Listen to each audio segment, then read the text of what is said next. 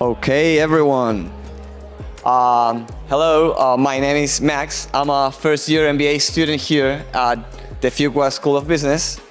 And I'm really excited to introduce our last and very inspiring last alumni power pitch speaker, Tom Singer. Currently, Tom is a principal on the corporate venture capital investment team at National Grid Partners. Teams hold a Master of Environmental Management from Duke University's Nick School of the Environment, and an MBA from UNC Kenneth Flegler Business School. And without further ado, let's give a warm welcome to Tim.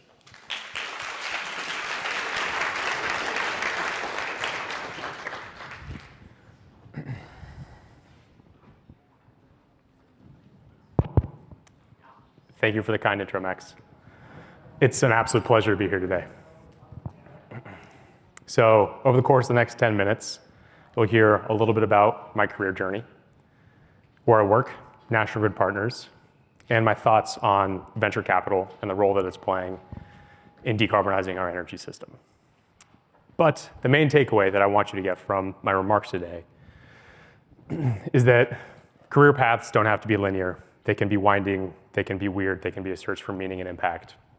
But as long as you kind of have a general goal or overarching objective, the decisions that you make and the steps that you take can ultimately lead in the direction that you want. So I grew up in Southern California, and my first love was the ocean. Heading into undergrad at UC Santa Barbara, I wanted to become a marine biologist. That was my career ambition. And so I studied marine biology.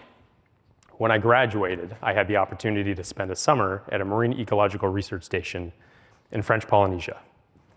My summer at Gump Station was inspiring and the culmination of a lifetime of love for the ocean, but it was also heartbreaking because I saw firsthand how humanity's unsustainable resource use is destroying our planet.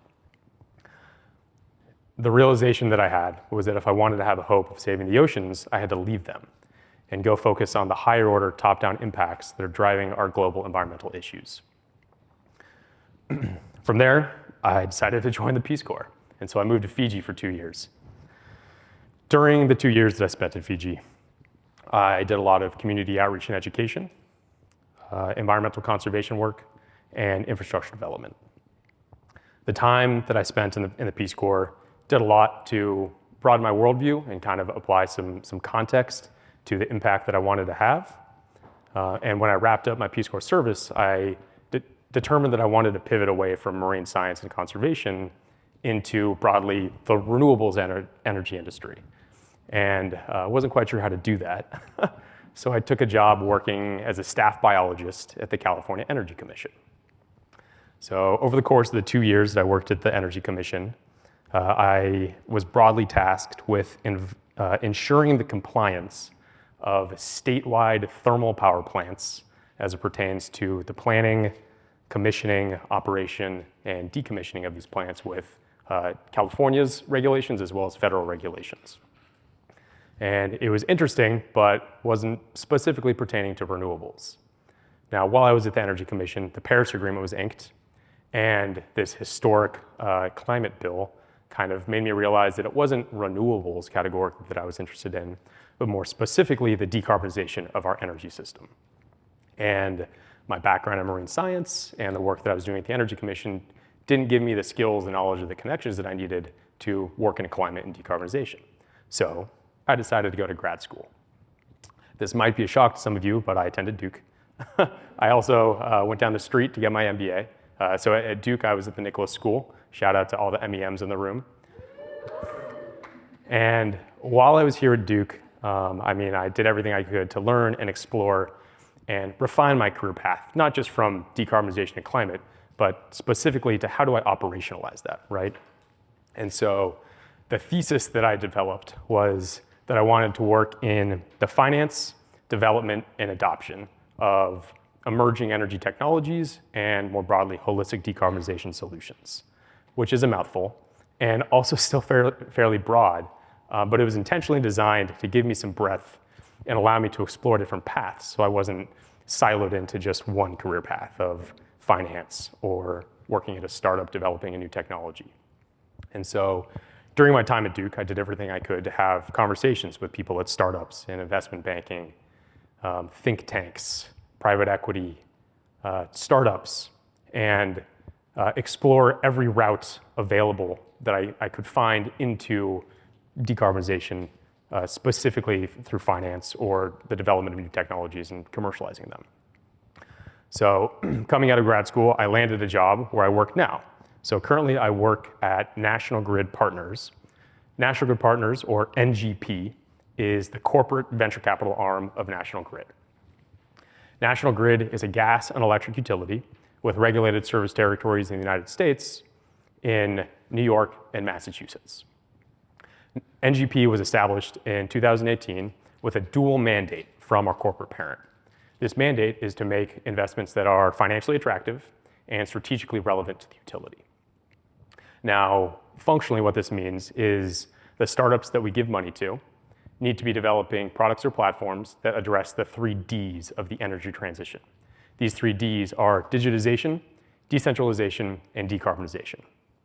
So to date, we've invested roughly $450 million in 44 startups, as well as 4 funds of funds, or other venture firms that are investing in startups. And I believe 80% of our portfolio has been strategically engaged with the business units of the utility. Within the context of our broader energy transition and our decarbonization challenge, venture capital is playing a really interesting role. Traditionally, the development of new, kind of specifically hardware technologies, the purview as it pertains to funding has been for government agencies or universities. And then it's kind of up to the people that are commercializing the technology or the IP to figure out how to bring it to market. And so venture capital, and to some extent private equity, is trying to bridge this gap and bring these new technologies to market. Now, it's estimated that roughly 50% of the technologies that we need to commercialize in order to effectively address our climate challenge are still at the lab stage. And so venture capital is playing a pivotal role in helping to bring these technologies out of the lab and start to scale the business and fully commercialize them and achieve scale. However, venture capital isn't the only piece in solving our climate puzzle. Decarbonizing the entire global economy is a multi- and interdisciplinary challenge and requires all hands on deck. So, quick raise of hands, how many MBAs do we have in the room? Okay, hands down, please. How many MEMs? Hands down, please. How many other masters? Hands down, please. How many PhDs? So, looking around the room, I mean, MEMs, MBAs are heavily represented, but you're not the only ones in the room. Solving our climate crisis is not just about the environmental issues or the business issues.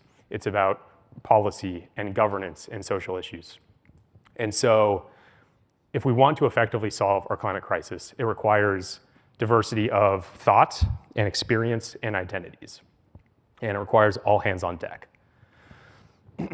And so as you explore your own career paths and you think about what you want to do coming out of school, don't be afraid to take risks or make mistakes or pursue opportunities that you perceive as being outside of your wheelhouse. Because ultimately, the experience that you'll gain will leave you not only better equipped to contribute to solving our climate crisis, but also better able to refine and navigate your own career path. It's not one size fits all. Everybody has a different career path. I mean, if my winding path is any example, it can be a solid decade of a search for meaning and impact before you end up somewhere that you feel like you're having the impact that you really want. And so hopefully my path can serve as a rough roadmap and a guide as you navigate your own. Good luck, and thank you.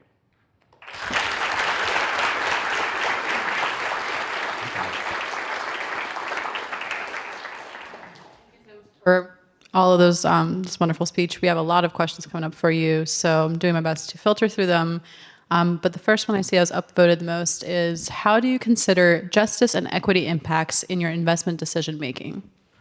Excellent question. Honestly, it's not something that we talk about enough at National Grid Partners, and categorically it's something that is a huge blind spot in the venture capital industry as a whole. If you look at where venture dollars go, it is overwhelmingly to male founders, let alone talking about the social justice or other equity impacts of business models and the impacts that the companies will have more broadly. And so it's something that I am actively trying to change at my firm. Affecting change in the broader industry is something that takes time, but I'm trying to use my voice as a white dude to be an active ally and try and embody the change that I want to see in the industry. Thank you. Our next question is, with more players looking into clean energy technologies, are you seeing a lot of competition for good startups? Yes and no. So energy and climate venture is in an interesting space right now. There's been a ton of capital that's poured into it in the past 18 months to 3 years. And I think there's enough capital to go, or at least there was before 6 months ago, when there are a little bit stronger economic headwinds have made the deployment of capital occurring a little bit more slowly. And so I think that's still shaking out in terms of competition and fundraising rounds. But I think categorically, most companies that have viable technology and a viable business model are able to receive funding, even if it takes them a little while, because there's so much money in the space right now. I think there might be an unintended consequence of the amount of funding in the space, which is going to be like a clean tech 2.0 implosion, because companies that aren't necessarily commercializing the best technology have still received funding. And so they ultimately might fail, but they'll have received funding. And so those investors will lose their shirts and then be reluctant to invest in the space in the future. Thanks. We've had a couple of questions on just time horizon. It takes returns in clean energy tech more than sometimes decades to reach actual returns. So what are some tools that venture capitals or capital firms are using to shorten the time that it takes for new technologies to be market ready? Yeah. So another way to phrase this is technology risk. Basically, is your technology going to be able to be commercialized? Is it viable? So a lot of firms rely really heavily on subject matter experts and national labs to either evaluate deal flow or to produce deal flow. I mean, the nature of the beast when it comes to commercializing hardware, let alone like emerging energy technology hardware, is it's slow. And like the R&D iteration cycles for hardware, there's no shortcut to getting 15,000 hours on a battery. Like you have to put that work in order to say we've tested it across X amount of cycles.